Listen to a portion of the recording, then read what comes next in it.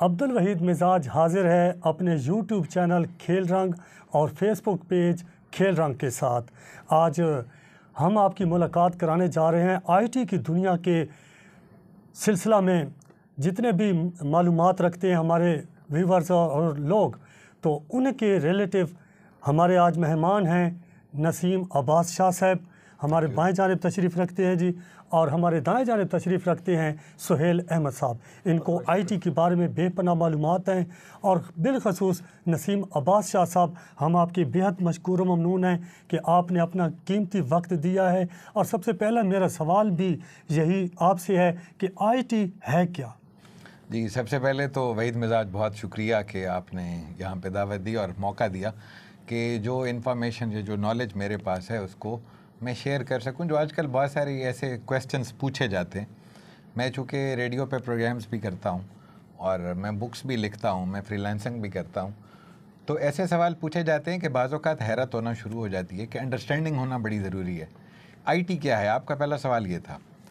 IT है जी simple information technology, यानी technology के बारे में इंफॉर्मेशन को इंफॉर्मेशन टेक्नोलॉजी कहते हैं। ये तो बड़ा आसान है। इंफॉर्मेशन टेक्नोलॉजी को जब हम उसकी शाखों पे चले जाते हैं ना, तो वहाँ पे बहुत सारे जो डिफरेंट फील्ड्स हैं वो सामने आना शुरू हो जाते हैं, और फिर हमें फील्ड्स में से कोई एक फील्ड सेलेक्ट करना पड़ता है। ये नहीं होता कि आप हर किस्म की इंफॉर्मेशन टेक्नोलॉजी के एक्सपर्ट हो जाते हैं कोई डिग्री करके। हालांकि जो MIT है यानी मास्टर्स इन इंफॉर्मेशन टेक्नोलॉजी, उसकी डिग्री के बाद भी आप हर टेक्नोलॉजी के एक्सपर्ट नहीं हो सकते जी। आपको एक फील्ड जो है वो स्पेसिफाई करना पड़ता है जी। खेलों के बाद जब नौजवान फारिग हो जाते हैं तो वो अपने मोबाइल से कैसे और किस तरह अर्निंग ले सकते हैं? अच्छा, ये बड़ा दिलचस्प सवाल है। ये जो खेल हैं आजकल नौजवान मैदानों में तो बहुत कम खेलते हैं, वो खेलते ही मोबाइल पे हैं चूँकि तो वो पता नहीं अब खेल से फारिग कब और किस तरह होते हैं। लेकिन मोबाइल से जहाँ तक मैं समझता हूँ जो अर्निंग है वो बहुत मुश्किल है, बल्कि नामुमकिन के बराबर है, क्योंकि मोबाइल ऐसा डिवाइस है नहीं कि जिस पे आप कोई डिज़ाइनिंग कर सकते हों या एक साथ 3-4 साइट्स खोल के और काम कर सकते हो जैसे लैपटॉप या कंप्यूटर पे कर सकते हैं। तो अगर काम करना भी चाहते हैं इस फील्ड के अंदर तो उन्हें कम से कम एक लैपटॉप की ज़रूरत ज़रूर होगी, अगर कोई बड़ा कंप्यूटर ना हो तो। मतलब ये है कि इसका आप तरीक़ेकार बता रहे हैं। इसका तरीक़ेकार होता यही है ना, आपका स्टार्ट किसी लैपटॉप से हो सकता है, किसी डेस्कटॉप कंप्यूटर से हो सकता है, बट मोबाइल से आप अर्न नहीं कर सकते। बहुत सारे स्कैम ज़रूर होते हैं, लिंक क्लिक करें इतने डॉलर कमा लें, फलां चीज़ पे इतना लिखें, डाटा एंट्री करें इतने पैसे कमा लें। ये ऐसा होता नहीं है ओरिजिनली जी। सुहेल भाई, आप इनसे पूछ सकते हैं कोई सवाल। अच्छा शाह जी, ये आजकल की जो नौजवान नस्ल है, मुझ समेत बहुत से लोग ऐसे समझते हैं कि रातों रात हम डॉलर कमाएं, करोड़पति हो जाएं। एक लिंक डाउनलोड किया या एक कोर्स लिया और फिर हमें काम मिल जाएगा। तो फिर जब हम काम स्टार्ट करते हैं, हम सीखते हैं, और महीना 2, 1.5 या 6 माह बाद फिर हम फेड अप हो जाते हैं। हम कहते हैं यार ये भी सारा फजूल है। इस बारे में कोई गाइडलाइन करें। जिस तरह आपने पहले बताया कि ये जो डाटा एंट्री है फलां करें, हम ये समझते हैं कि इंटरनेट पे सब कुछ फ्रॉड है, हालांकि ऐसा नहीं है। कुछ लोग अर्निंग कर रहे हैं रियल में जी। इसके लिए आप मुझ समेत मेरे नौजवान दोस्तों को क्या पैगाम देना चाहते हैं कि वो उनके लिए क्या एक प्रॉपर गाइडलाइन हो जिसके ज़रिए वो इस ट्रेनिंग भी हासिल कर सकें, अर्निंग भी कर सकें, यानी उनके लिए एक ऐसा प्लेटफार्म हो जो उनको साथ लेकर चले। जी और आसान भी हो। बिल्कुल सही।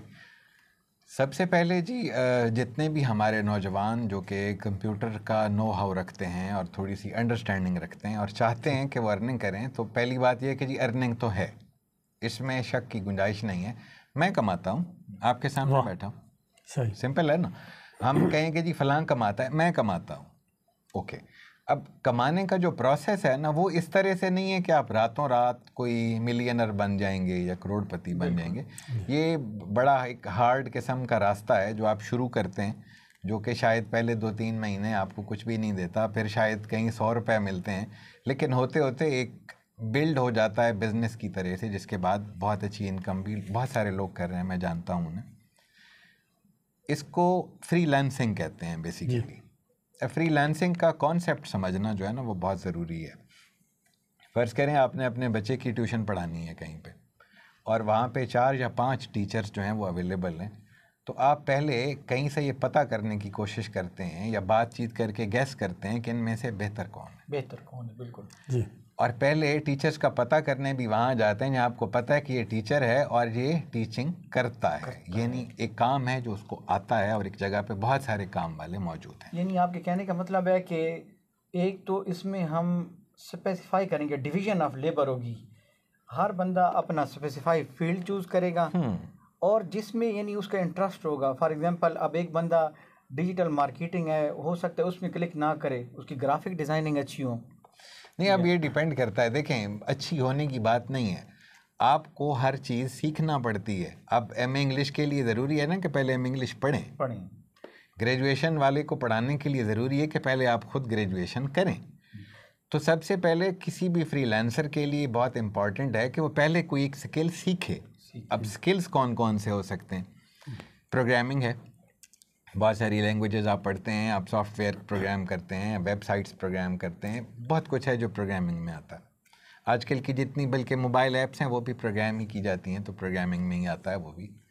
उसके बाद ये ग्राफिक डिज़ाइनिंग है। हमारे इर्द गिर्द जितना रंग नज़र आता है, जितने कमर्शियल्स नज़र आते हैं, जितने बिल बोर्ड्स नज़र आते हैं, वो सारी की सारी ग्राफिक डिज़ाइनिंग होती है, जिसमें 2-3 कैटेगरीज के डिज़ाइनर होते हैं। कोई आइकन्स बना रहा है, कोई लोगोस बना रहा है, कोई बड़े ग्राफिक्स बना रहा है, कोई मार्केटिंग कैंपेन्स बना रहा है।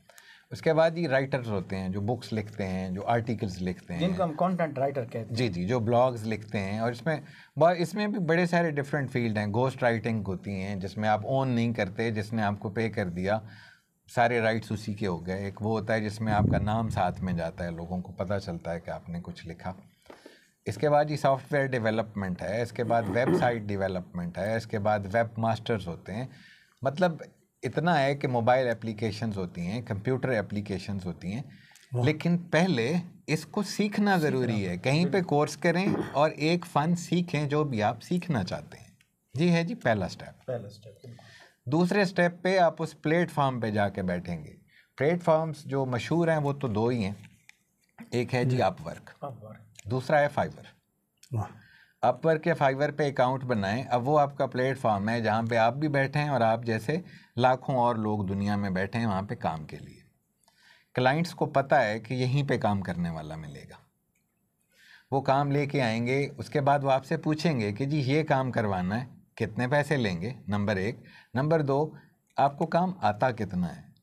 वो आपसे डेमो लेंगे, आपसे सैम्पल्स लेंगे, अंदाज़ा करेंगे, आपसे बात करेंगे कि जी आपको आता क्या है।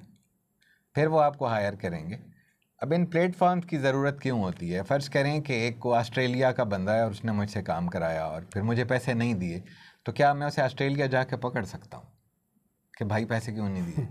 नहीं, बिल्कुल, ये तो नामुमकिन ये नामुमकिन है। तो ऐसे जो प्लेटफॉर्म्स हैं, ख़ास तौर पे जिन 2 का मैं नाम ले रहा हूँ, अपवर्क और फाइवर का, तो इस बात को श्योर करते हैं कि क्लाइंट से पैसे ले लेंगे, जब आप काम ख़त्म कर लें आपसे काम ले लेंगे। आपका काम क्लाइंट को दिखाएंगे कि जी ये ठीक है। अगर वो कहता है ठीक है तो पैसे आपको मिल जाएंगे। अगर वो कहता है ठीक नहीं है, इसमें तो फ़लाँ चीज़ ठीक होनी चाहिए, तो आपको काम वापस आएगा कि जी इसमें फ़लाँ तब्दीली करके दें। जब क्लाइंट कह दे ओके है, सब कुछ ओके है, तो पैसे जो कि पहले से प्लेटफॉर्म के पास हैं वो आपको मिल जाएंगे।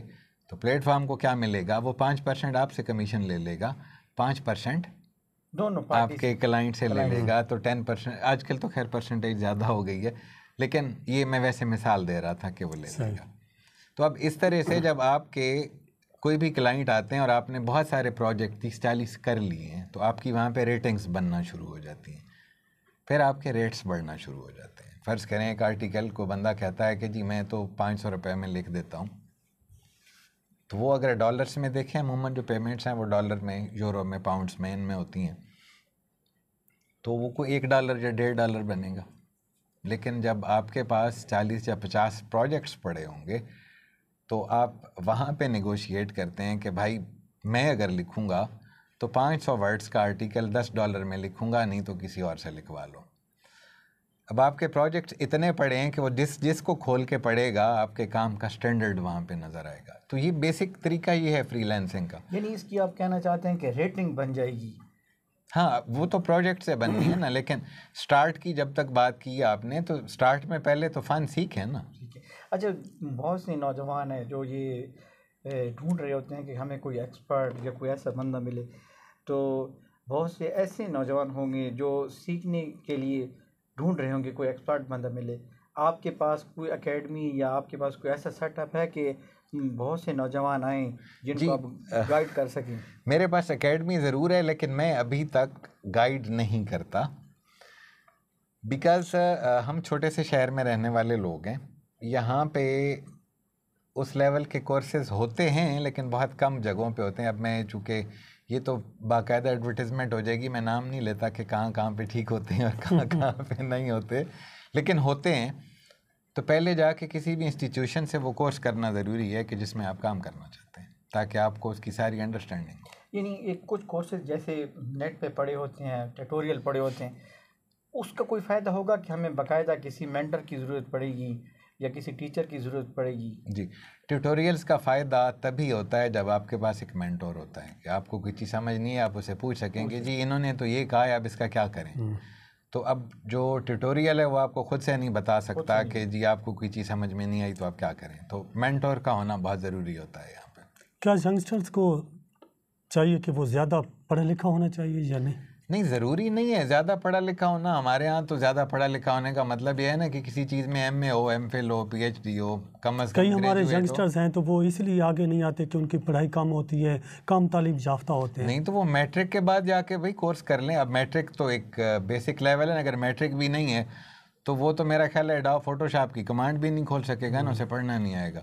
तो मैट्रिक के बाद जाके कोर्स कर लें, आप इंटर के बाद कोर्स कर लें, आप ग्रेजुएशन के बाद कर लें, आप पढ़ाई के साथ साथ कर लें। कोर्स पे कितना टाइम लगता है। सही। ख़ास तौर पे मैं वहीद मिजाज एक और चीज़ ऐड करूँगा कि जो हमारी यूनिवर्सिटी ऑफ मियाँ वाली है, जी, वहाँ पे एक सेंटर बड़े अरसे से खुला हुआ है जो अभी शायद लोगों के पूरी तरह नॉलेज में नहीं है, जिसे कहते हैं ई-रोज़गार। हाँ बिल्कुल।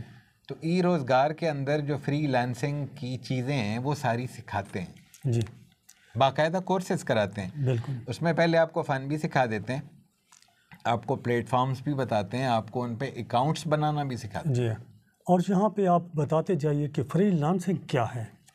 जी, फ्रीलांसिंग का मतलब ये है कि आप अपनी मर्ज़ी से क्लाइंट चूज़ करके उसके लिए काम कर सकते हैं, अगर आपके पास फ़न है तो। हाँ जी। जी, ये खिलाड़ियों के लिए कितना सूदमंद है, क्योंकि हमारा जो चैनल है तो वो खिलाड़ियों का है, तो इस हिसाब से और भी नौजवान हैं, लेकिन हमारे खिलाड़ियों को हम ज़्यादा फोकस करते हैं। जी, जो खिलाड़ी हैं अमूमन जो खेल है ना वो शुरू होते हैं स्कूलों से। जी तो जो भी खिलाड़ी है वो किसी न किसी स्कूल का हिस्सा ज़रूर होगा। जी, तो वो स्कूल के बाद खेले, लेकिन खेलने के बाद कहीं पर भी वो मियाँ वाली में या इसके मज़ाफ़ाती इलाके में कहीं पे, आजकल कंप्यूटर सेंटर हर जगह पे हैं, इंटरनेट हर जगह पे है, वो कम अज़ कम बेसिक कंप्यूटर की जो ट्रेनिंग है वो लेना शुरू कर दे, तो आहिस्ता आहिस्ता चीज़ें उसके लिए ज़्यादा क्लियर होना शुरू हो जाए। मेरे ख्याल में वो अपने खेल के एक्सपेंसेस भी निकाल सकता है, आपको भी सपोर्ट कर सकता है। हाँ, वो अपनी फ़ीस निकाल सकता है। सही। जी जी, आप पूछना चाहें?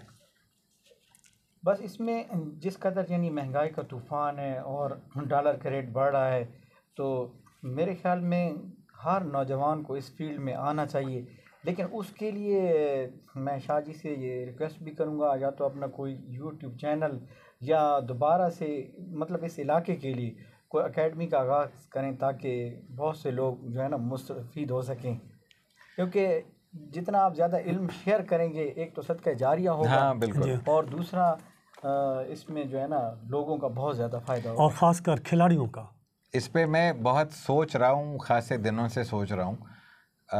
कर इसलिए नहीं पाता कि मियाँ वाली में थोड़ा सा ना वो क्या कहते हैं, हम लोगों के मिजाज में भी गर्मी कुछ ज़्यादा है, और ये खिता भी ज़रा गर्म है। अब जब आपके पास स्टूडेंट बैठा होता है और वो कोई गलती करे, आप उसे टोकते हैं, तो कभी टोन किसी भी तरह की हो सकती है। तो यहाँ पे ना लोग माइंड करते हैं। यहाँ पे तो मैंने ये भी बल्कि सुना कि स्कूलों के अंदर, जो कि हमने तो कभी सोचा ही नहीं था, स्कूलों में भी वो टीचर्स के सामने खड़े होके वो स्टूडेंट्स कहते हैं हमारे पास जो मैच्योर स्टूडेंट आए, तो वो तो फिर ऐसे जो प्रॉब्लम्स हैं उनकी वजह से ना हम लोग नॉर्मली एकेडमीज़ ओपन नहीं करते।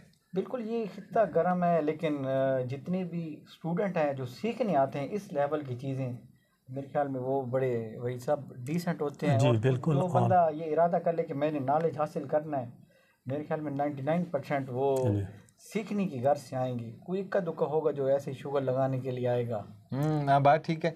I will think about it. मैं पहले से इसके बारे में सोच रहा हूँ। और अभी ये इंटरव्यू से पहले आप पूछ रहे थे कि जी आपको खेलों का कोई शौक है, कभी खेल खेले? मैंने आपको कहा जी बड़े ही खेल खेले हमने। तो आप उन खेलों के बारे में भी अगर चाहें तो पूछ सकते हैं। हम बता दें जी, आपने कह दिया तो हम आपसे पूछना चाहेंगे। जी जी, बल्कि बताएं। मैं चूँकि सेंट मॉडल स्कूल में पढ़ता रहा हूँ, तो सेंट मॉडल स्कूल के अंदर जी मैं फुटबॉल खेलता था, मैं क्रिकेट खेलता था, मैं क्रिकेट टीम का कैप्टन था। फिर जी मैं गवर्नमेंट कॉलेज लाहौर में चला गया, चूँकि तो मैं वहाँ भी क्रिकेट खेलता था, मैं फास्ट बॉलर था। तो मैं सरगोदा डिवीज़न की टीम में भी खेला हूँ, मैं पंजाब की टीम में भी खेला हूँ। अब उसके बाद जो है वो फिर ज़ाहिर है ज़िंदगी में बड़े सारे मोड़ आते हैं, तो मैं उससे आगे परसू नहीं कर सका इसको।